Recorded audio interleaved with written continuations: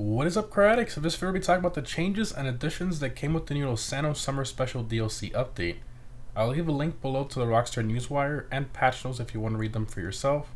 But anyways, let's get started with some of the obvious and major additions, and then sort of work our way down to the more detailed stuff. So first off, we have 4 new cars on Legendary Motorsport website, 5 on the Southern San Andreas website, and 6 new variants of cars on the Benny's website, totaling 15 new cars, which is awesome. Keep in mind that there are no drip feed cars for this update. They gave us all the cars on day 1, which is something that they haven't done in a while. Also, we received 6 yacht missions in this update, making the yacht somewhat more useful. 9 new open wheel races, the open wheel race creator, new free mode business battles featuring the aircraft carrier and the Gleckenbell factory, which is amazing. And we also have the casino adversary modes, which are very similar to the bunker ones, but in a different location. And lastly, the Solomon Richards movie prop treasure hunt, which unlocks the exclusive alien outfit after finding and returning the 10 props to Solomon. Now, moving on to the more detailed stuff, there are 2 new purchasable arcade games for your arcade business, which are Acts of Fury and Cubed. Moving along, there are new random drug vehicle missions that happen in free mode. These only pay out about 10,000, and it's basically just killing some enemies, stealing a car, and driving it to a certain location. It's pretty simple and not really worth the time in my opinion. I would probably do something else in GTA. Moving on to vehicle customization additions, we have 30 new sets of wheels available. Now, some of these you might recognize as they are from stock cars in the game, but I think it's still cool that Rockstar is giving us all these new wheels and not letting those stock wheels go to waste. And lastly, for customization, there were also 15 sets of new off-road wheels added to the game, which is awesome. I'm personally very glad they did this, as the old ones were pretty boring and most of them were sort of ugly. Now we finally have some nice looking off-road wheels, so it's really nice to see. Next up, there is about 200 new variations of clothing added to the game and new masks, which is awesome. Moving on to properties, Rockstar has raised the standard garage/property count from 6 to 8.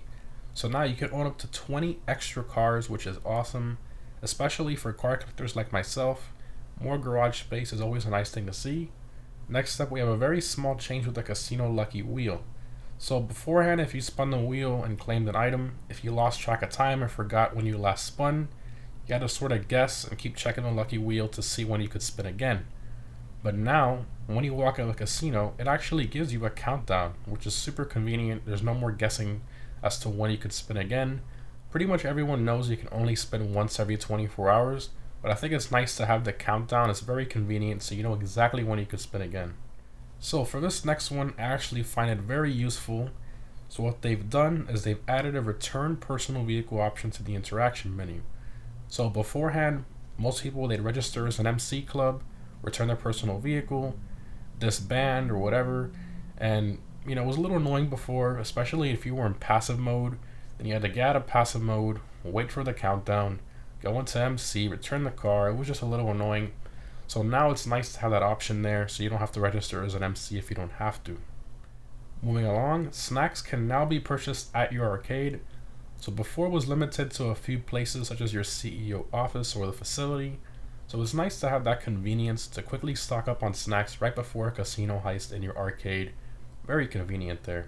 Next up, Rockstar has added more Pegasus spawn points for larger Pegasus vehicles, meaning you don't have to drive as far for certain ones anymore. Now, depending on the vehicle, you still have to drive pretty far, but it's not as far anymore. It's a lot closer. Also, Rockstar has made it to where LJT calls you a lot less now than before. He still calls a lot from my experience, but it's definitely a lot less than before, which is nice. Next up, Simeon export vehicle missions now pay out more money as well upon a successful delivery.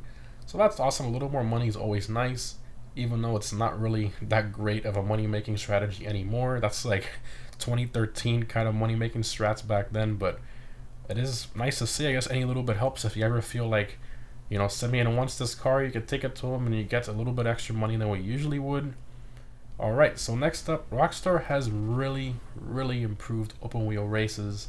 They have added and changed a lot of things which make the experience a lot more enjoyable, interesting, and add a little bit more strategy to it. So among the miscellaneous visuals and sound effects, I mean, they've really improved the overall ambience of the open wheel races as well. They have made it to where you can change your tire type while in the middle of the race at the pits. So that's incredible. Before you could only do it right before the race started. Now you can do it anytime you go to the pits. You hit left on the D-pad and boom, you can choose a different tire. Now this is pretty cool because it kind of adds some extra factors to consider when you're strategizing in these races as to when to pit, which tires to use, stuff like that, depending on the laps. I mean, it's really cool.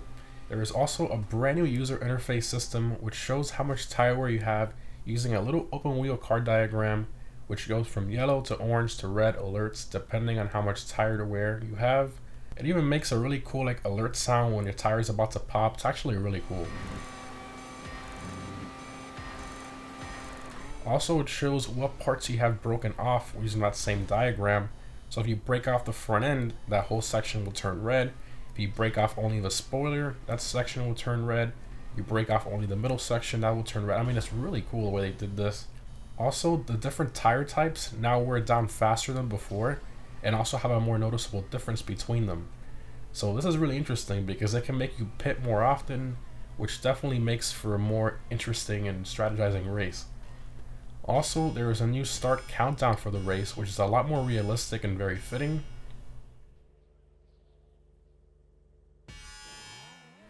And probably the best part out of all of this is that Rockstar has implemented a new anti-grief system for people who like to go backwards and hit people and block paths and stuff like that. So what they have done for those people that go backwards is make it to where they go in passive mode if they're going backwards hitting people. Or if they don't get a checkpoint within 12 seconds, it also goes passive mode. So this is definitely a step in the right direction from Rockstar. I still feel that there needs to be a passive mode implemented for people who purposely dive bomb people in slower corners. I feel like they do it on purpose. They're going up to a really sharp hairpin turn and they go full speed into the corner into the person on purpose. Breaks off their spoiler, it gets really annoying. I feel that in this situation, their car should go in passive mode, which will cause them to crash into the wall instead of you. Forza has a similar system to this. I'm not sure how they code it. I think it has to do with how fast a car is approaching another, but with slipstream and all that stuff, I don't know how they can mess around with that, but I'm sure they can figure out something. I mean, if Forza did it, I think Rockstar can do it. Hopefully they add something like that in the future.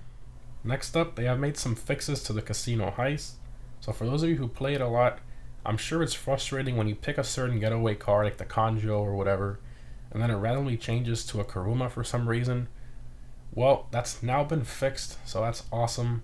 So now the getaway car that you pick will actually be that getaway car when you get to a location. Also, sometimes you lose complete control of your character. You can't move the character in the casino heist. That glitch has also been fixed, which is nice.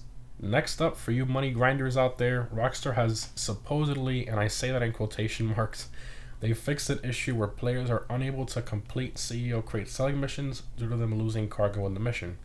I haven't tested this myself, but I know a lot of people had issues with some of the selling missions where they would lose their cargo and stuff like that.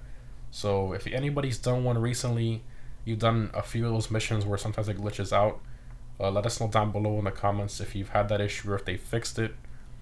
And lastly, they have fixed a lot of little random miscellaneous bugs that some players experience when in heists, missions, loading screens, properties, and more.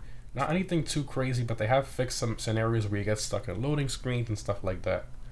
Again, I will leave a link to the full patch notes down below in the pinned comment if you want to see those. I didn't cover every single little change in this video. Some of them are very redundant, but I've covered the most of the major ones in this video, which is what I wanted to do. So anyways guys, hope this was helpful. Let me know down below in the comments what your favorite additions / changes are with the Santos Summer Special Update.